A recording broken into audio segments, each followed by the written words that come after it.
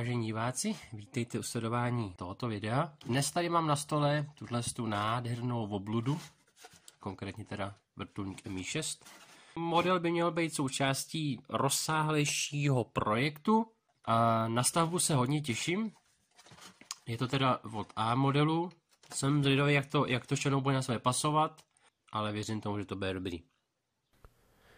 Tolik na nějaký úvod a teď do díla.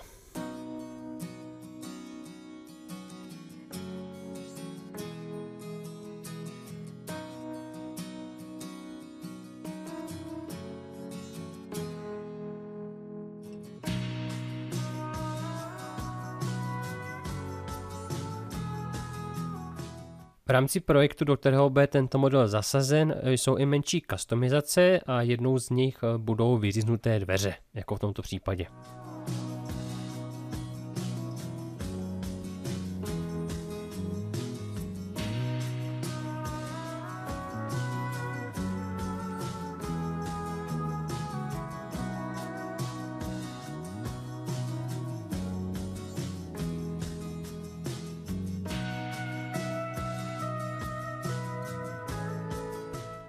Další menší customizací, co jsem přidal, je obložení těch stěn a tak.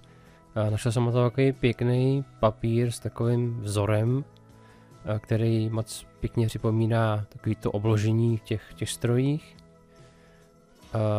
Další drobností je ten černý pruh na podlaze, je to vlastně jenom černý papír přilepený, není to nic doví jakýho. Další části vlastně teďka jenom tady tou barvou a trochu bílý, tak metodou suchého štětce udělám takovýto ošmrdlání, aby ten povrch, aby ten interiér působil víc reálně, víc opotřebeně.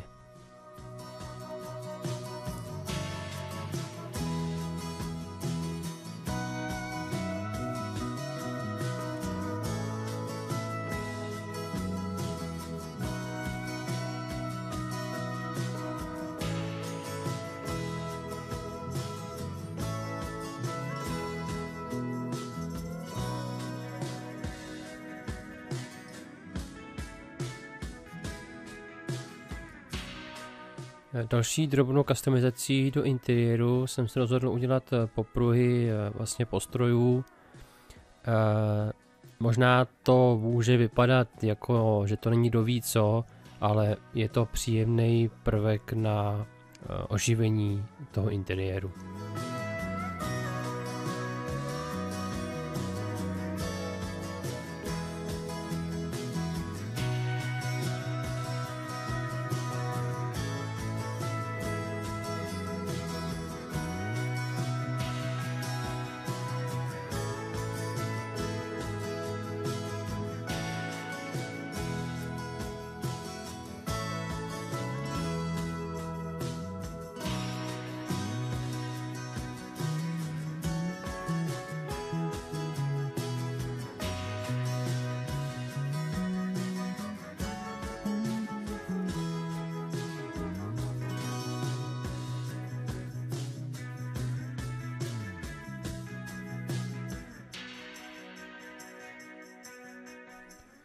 Stejně jako v kokpitu, i tady jsem vyřezával dveře v obou částech toho trupu. Zevnitřku jsem předělával z 0,2 destičky, vlastně, aby tam bylo to osazení dveří. Vypadá to velmi pěkně.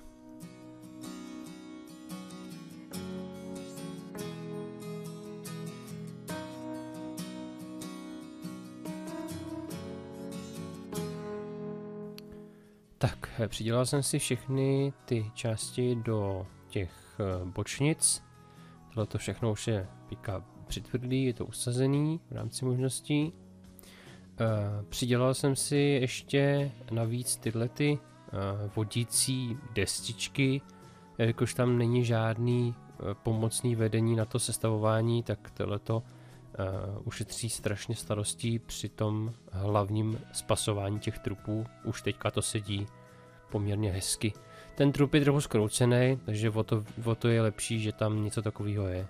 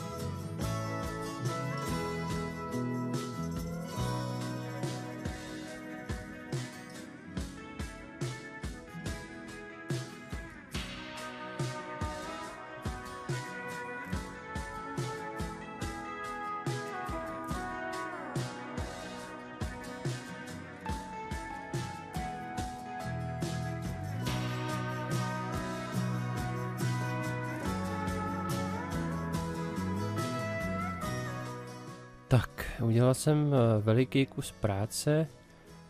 Ten průběh toho slepování jsem nenahrával, protože to bylo hodně časově náročný, respektive fungovalo to tak, že já jsem slepil nějaký malinký kousek, ale nechával jsem to třeba 12 hodin prostě vytvrdnout, protože jsem si chtěl být jistý, že už to nic neudělá. Je to trošičku pokroucený, nebo bylo, musel se tam přidávat tuhle závitovou tyčku, aby se mi ty trupy pořádně spojily, ale povedlo se to pěkně. Tady jsem ještě přidával takový rantly, takže tenhle ten horní díl tak je trošku zkroucený, a aby to lícovalo na ten spodní díl, tak jsem tam přidával takový ty rantly. Jinak je to slepen moc pěkně. Bylo to sice jako práce, ale povedlo se to.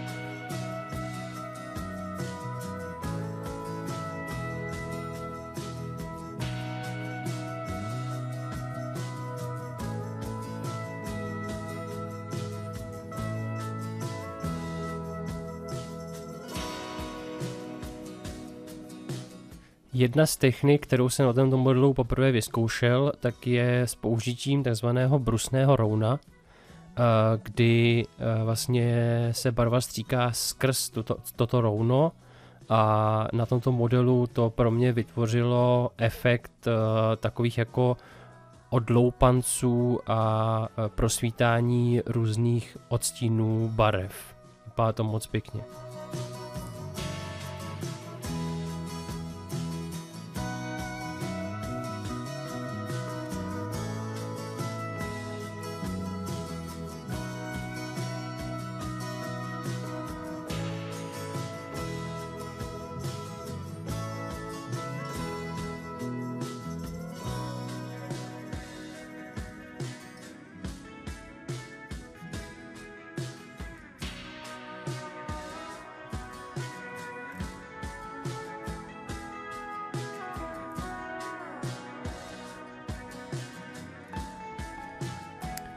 Vzhledem k tomu, do jakého projektu bude model zasazen, bylo nutné zneprůhlednit všechna okna.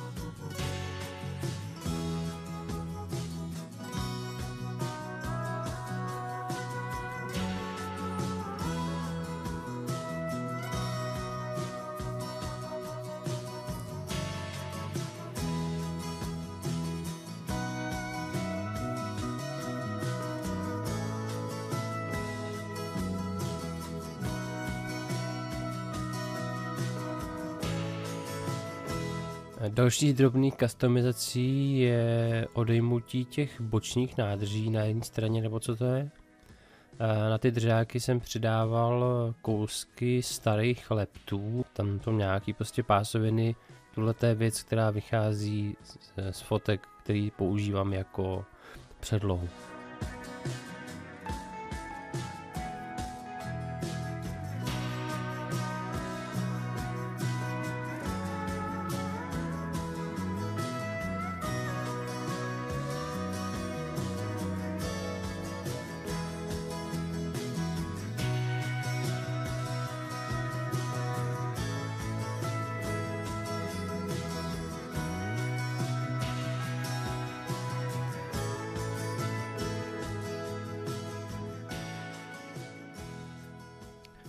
No, to je konec. Model je dokončený, byla to nádherná parádní stavba. Ten model je teda strašně veliký. Strašně veliký. Je to fantastický. Na to, že to byl A model stavebnice, tak to šlo vlastně docela všechno dobře. Byla tam teda obrovská porce takový jako, já tomu říkám, řemeslná modelařina. Strašně moc tmelení, broušení, surfacerů, já nevím, třeba tu zasklenou část přední, tak jsem dělal prostě, já nevím, asi 5krát. Je to člověk prostě stříkne surfacerem, zjistí, kde jsou chyby a tmelí a jede to dokola a dokola. Ale povedlo se to, já mám z toho velkou radost, je to nádherný. Pokud se nic nezmění, tak v budoucnu k tomu přibude dioráma. Já si myslím, že už většina lidí poznala, že předlohou pro tenhle model nebo impulzem je vrakoviště techniky v Černobylu. Ono už tam teda není, ale existují k tomu hot fotky. Takže si můžete do budoucna těšit na nějaký ruský nákladáky a bude k tomu snad malá krajinka. Až vymyslím, kam ten model uložit, protože se mi nikam nevejde. Takže tohleto je pro tohle bylo všechno. Děkuju každému, do toho dokoukal až sem.